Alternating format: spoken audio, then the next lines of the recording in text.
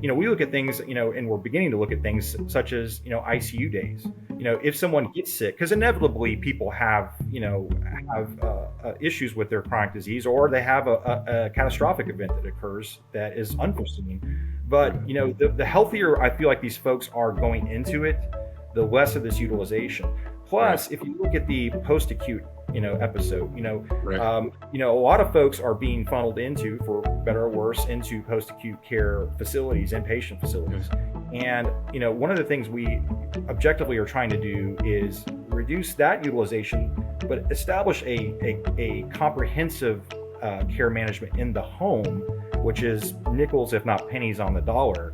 This episode of Vital Conversations is produced and distributed by Be Connected, a social media management firm in Northeast Wisconsin.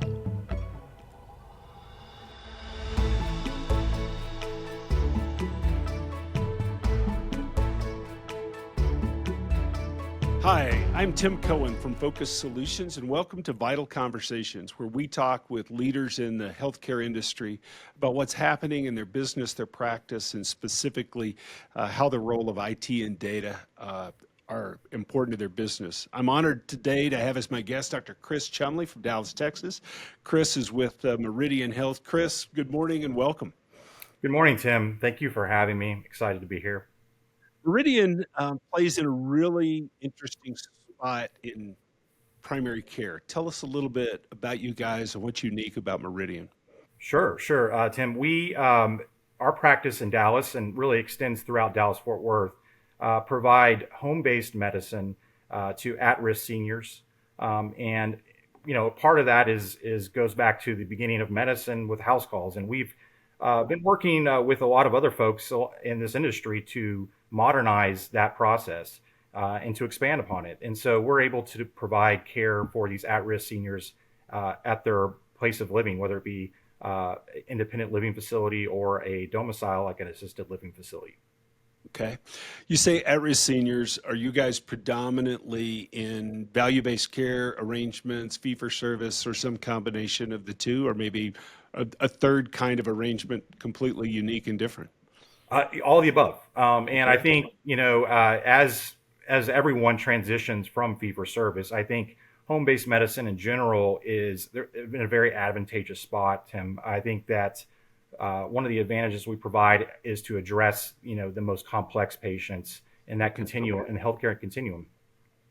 When we talk about complex patients, particularly in the senior population, that generally means lots of chronic diseases. Tell me a little bit about what a typical complex patient might look like that you would see, and it's probably not typical in your Yeah. day. A little bit of potluck on who you're going to see. Give us a sense of just how complicated complex is. Sure. The phrase in healthcare that most folks in this industry know is the 5% costing 50%, right? Right. And really, what we're trying to do is address that 5%. Okay. About 14% of Medicare beneficiaries have 6 or more chronic conditions. Right. That encompasses the vast majority of our practice. We are, Okay. predominantly addressing that specific cohort. Okay. And you are working as their primary care physician to truly manage that as opposed to an episodic, and we need to call a doctor in because somebody fell. Yes. Or you really We, are longitudinal in that regard. yes, predominantly yes, but there's a caveat there, Tim, because the vast majority of our patients, we are their primary care physician.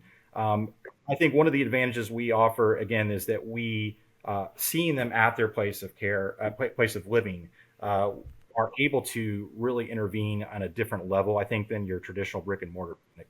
Right. Now, you said you had all kinds of reimbursement arrangements. Let's take Medicare Advantage, for example.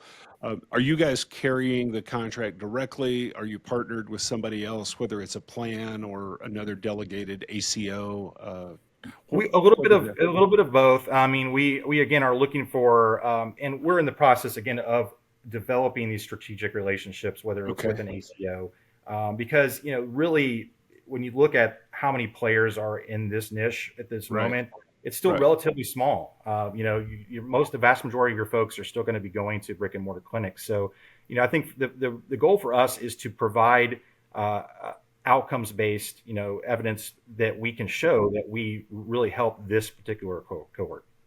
I would assume that one of the major differences on your model where you go to the patient as opposed to the patient comes to the doctor is you can have better compliance in terms of the regularity of visits that their disease state might suggest is necessary versus if you got to come to your office, do I have transportation? Can I get there? Does that change the frequency with which you get to intervene with the patient? It does. I think, I think there's really three levels, and I'll briefly go through those where I think that the differential between your traditional brick and mortar and our model for this population. I do think the first is that the amount of time we have per visit is multiples a lot larger. I mean, I think, when you're looking at seeing 30 folks a day in a clinic versus our average visit's about 45 minutes Okay. All right. face to face. That's not including anything else. So when you're the second level is where you see the folks in their home, you get a true sense of what is going on. I think that's most extreme in a private residence when you're actually in someone's home. But even to a degree of like an assisted living facility, which has an infrastructure in place, you can still, manage these folks right then and there. You're not relying on them to come to you to a clinic to bring a bag of medications that you have to go through with your, 8-minute visit that you have. Right. So, You can go to the medicine cabinet with them. And it's like, let's get them absolutely. all I and mean, make sure. Yeah. yeah, Tim, one of my favorite things to do is a fridge biopsy. I go through Interesting. I go through the refrigerator. You have these heart failure folks that they keep going to the hospital with heart failure. Well, let's see. Well, let's pot pie, frozen dinner. Yeah. So just simple things like that actually make huge, I think, leaps in terms of just the controlling these chronic diseases that put these folks at risk in the first place. And then I'll just mention briefly the third aspect, I think, is just the personalization. You really get to know someone on their turf. You really get that, I think, in some ways, a stronger bond as a clinician and a patient in that specific arena.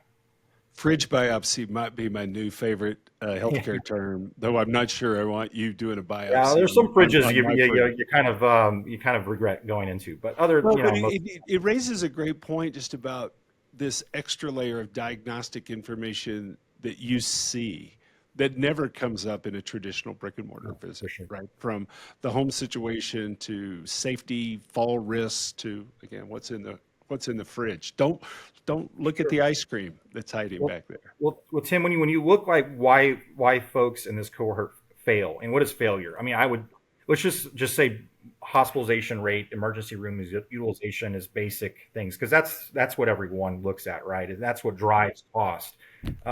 But looking, having this dynamic where you're there, I think can directly influence that and thus kind of lowering the cost on these folks. And developing an outcome that is, I think, beneficial for them and for the system. When we talk about outcomes, and we've been talking about this now as an industry for a long time, you could argue maybe we've made good progress. I'm sure many people are frustrated by the lack of progress over the last 20 years. What are some of the outcomes that you look at that are most important in your mind that you're trying to move the needle on in terms of both quality of life for your patients as well as cost to the system? I think that in some ways we miss the forest from the trees sometimes. With what are outcomes, right? What are we trying? What is our end goal? And I think if we break it down to a very simple place, if we were allowed to let people age in place and avoid the utilization of these ER visits as much as we can, then that's great. But further, more nuanced is when someone goes to the emergency room, we look at things, and we're beginning to look at things such as, ICU days. If someone gets sick, because inevitably people have issues with their chronic disease, or they have a catastrophic event that occurs that is unforeseen. But, the healthier I feel like these folks are going into it, the less of this utilization. Plus, if you look at the post-acute episode, Right. a lot of folks are being funneled into, for better or worse, into post-acute care facilities, inpatient facilities.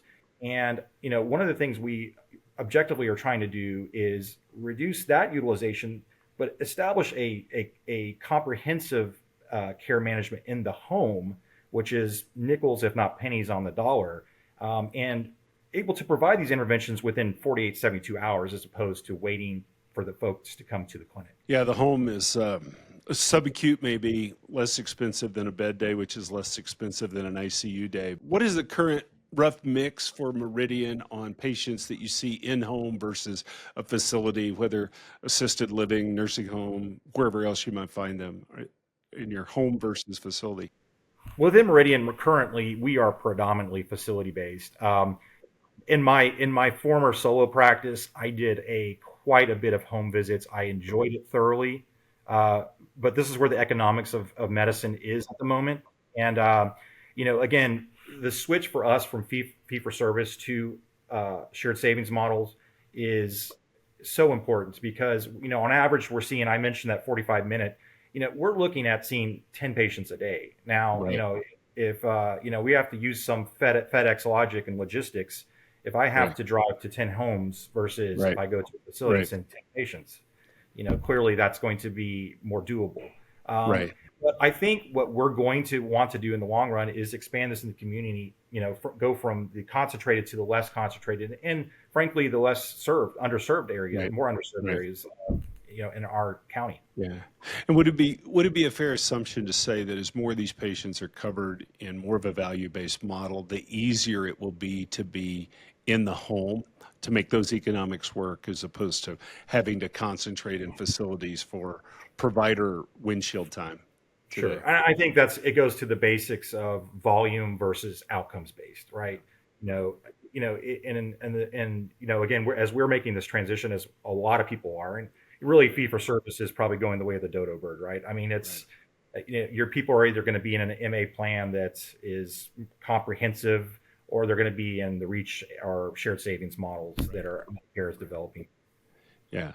Yeah, the economics again on that, if you do the math on the 5% cost 50, which is my favorite statistic to share with people outside the industry, you get to a really, really expensive per person spend on those Sure. 16 to 20 million really, really sick people. So yeah, you don't have to move that needle a lot to No, you don't. rethink how you could reimburse people like Meridian to help change the spend there.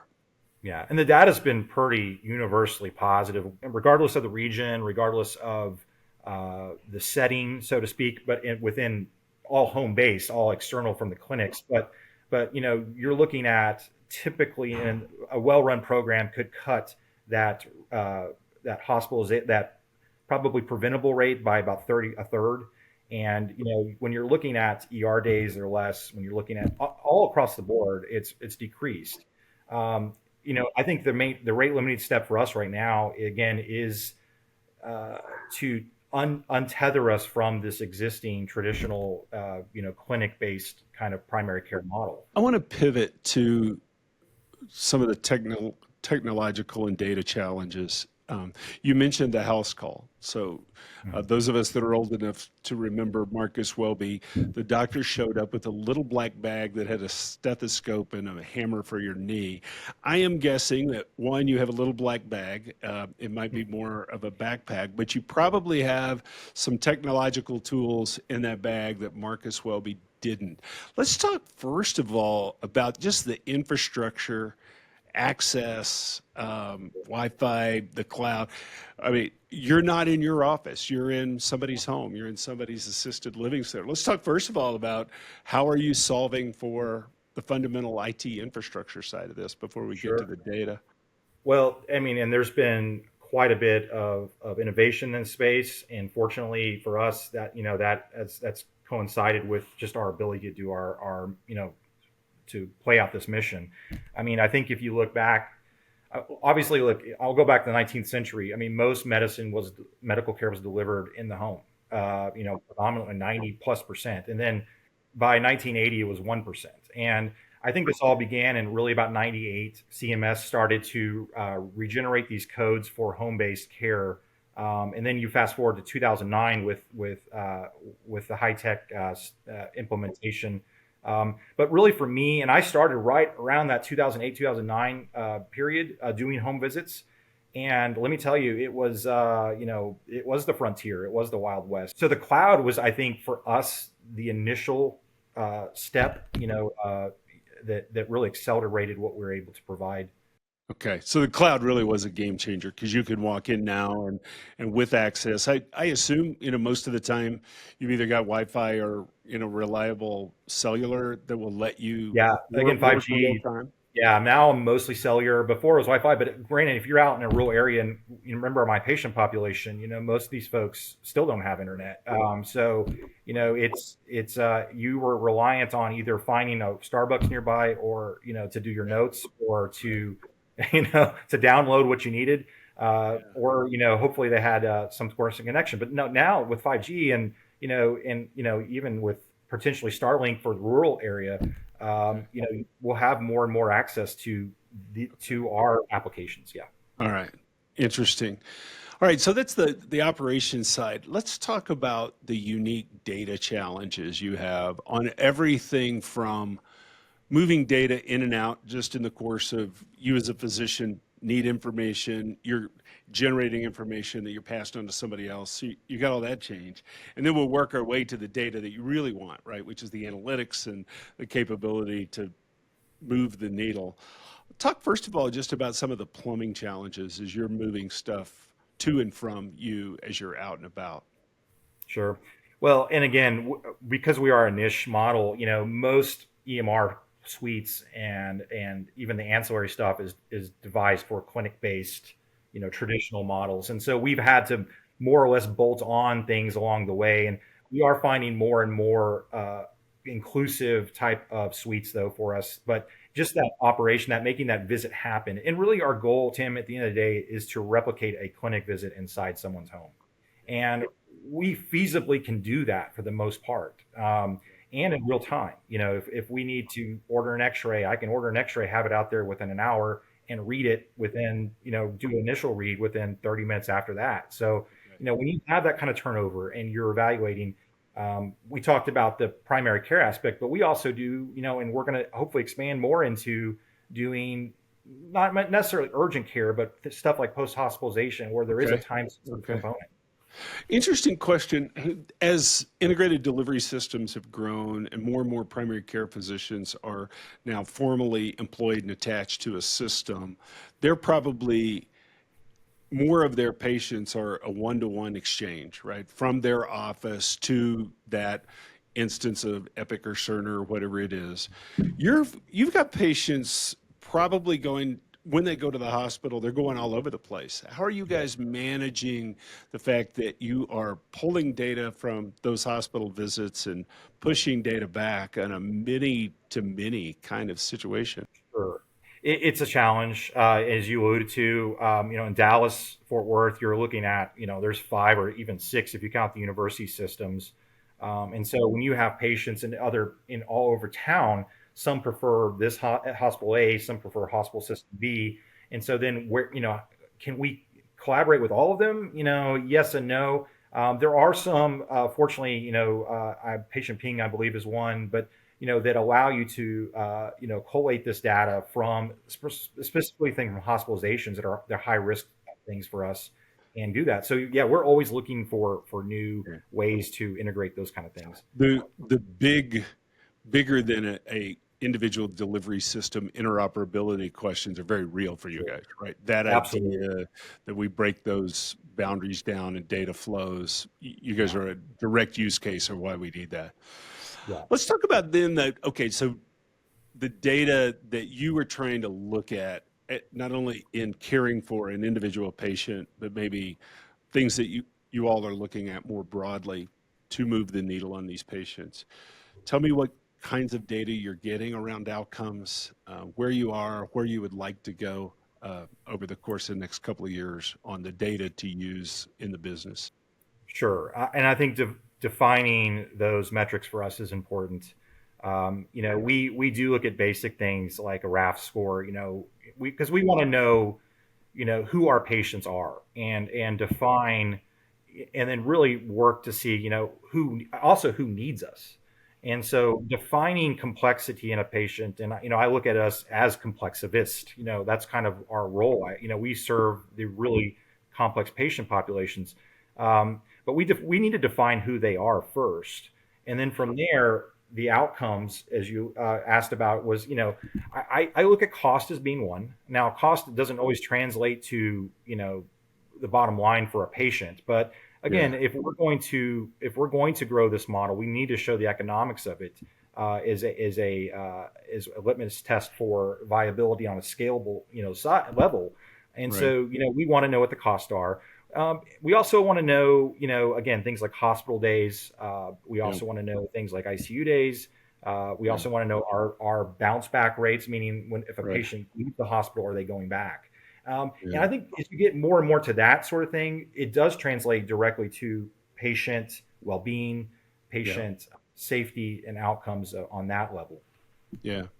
Let me, as we start to wrap up, let me use the old baseball analogy and ask you on that data, what inning do you think we are in as an industry on having everything that you just mentioned, from ER days to other kinds of things? Where are we in the journey on our Well, data I maturity? think the first inning was that we went through a bunch of relief pitchers. We were that first inning was rough for both teams, right? No, Interesting. I think once the ball has been rolling here, I think I would say we're probably in the fourth inning, and I say that we're not halfway through the game; we're just beginning that because I think there's still several hurdles that are we need. There needs to be more clarification on from CMS in terms of what is going to be the ultimate payer source of how these folks are paid. Can these avenues for shared savings be not just for the large conglomerates of the world, but for small practices like us, and medium-sized practices, and then from there, it's how can we innovate from the patient care side? And I think there's so much more room for innovation. You look at things like hospital at home, which we're not doing at the moment, but I find personally intriguing. For a lot of folks, I'm just going to use someone with advanced dementia. Do they need to be hospitalized every time they have a urinary tract infection? Can we treat them in the home safely and effectively? Which I think would, again, be a win-win-win. Win for the patient, win for us as clinicians, win for the system. And that's really ultimately what we want. Awesome. Dr. Chris Chumley, thank you. Thanks for not only sharing your story today, but this industry is hard and it's complicated, especially for that 5% of the patients. We need people out there that are trying to innovate. We haven't cracked the code yet, so we need people coming up with visions and ideas and rolling up their sleeves and trying. And so we are thrilled to get a chance to listen in on the Meridian story. We'll be watching. Best of luck to you guys. Thanks again for being with us Tim, today. thank you so much again for giving us this platform. We appreciate it. Awesome. Chris, have a great day. Thank you. You too. Vital Conversations is presented by Focus Solutions. Focus provides integrated IT data and software services to physician practices all across the United States. To hear more stories about physician practice leaders and what they are doing, subscribe to Vital Conversations wherever you get your podcast.